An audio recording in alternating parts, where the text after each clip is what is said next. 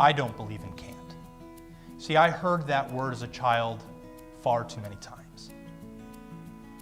Let me tell you why. When I was in second grade, I was diagnosed with something called dyslexia. It's a learning disability that affects the way that I read and process information. My parents sent me to an eye therapist to be able to help me to compensate for the learning disability, and the eye therapist then sat my parents down and gave them some discouraging news. They said, "Your son has a significant form of dyslexia, and we really want to encourage you to encourage him in a more technical direction with his education. We really don't think college is ever going to be an option for your son." Now, after getting this news, my parents sat me down, and my dad said to me, "Tim, your last name is Russell, and that means you're special. You can do anything you want, and you're going to college, and we're going to pay half your way." You see, my parents would not allow someone else to determine my potential and my trajectory. They believed that with the right training and assistance, I would be able to overcome any obstacle, even dyslexia. My dad owned a wealth management firm, and from time to time, me and my siblings would go and help out with odd jobs. Now, one day we were leaving the office, and my dad stopped me and said, "Tim, how would you like a way to pay your way through college?"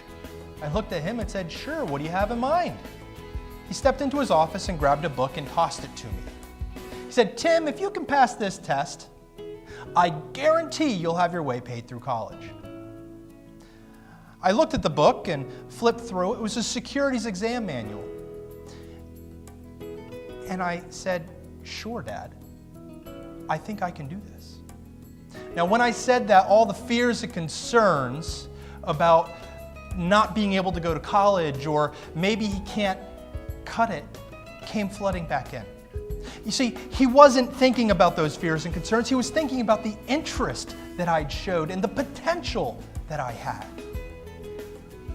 He said, "This is a hard test, Tim. Many people don't pass it their first time." But the more he drew back, the more I came after it. That year, in between my junior and senior year of high school, I studied 3 to 4 hours a day, learning the industry, asking lots of questions, being taught what I needed to know. By the end of the summer, I was ready.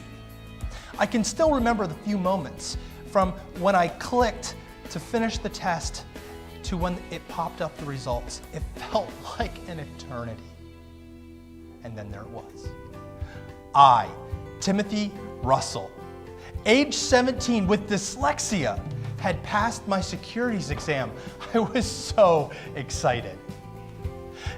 You see, passing that exam, it didn't just give me access to the industry that I'm in today.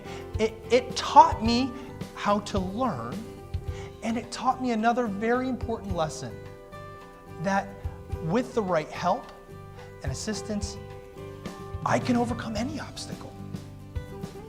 I went on to college, went to Clearwater Christian College, and I did very well there. And even that, afterwards, I went on and did graduate level work. You see, I don't believe in can't, and I don't think you do either.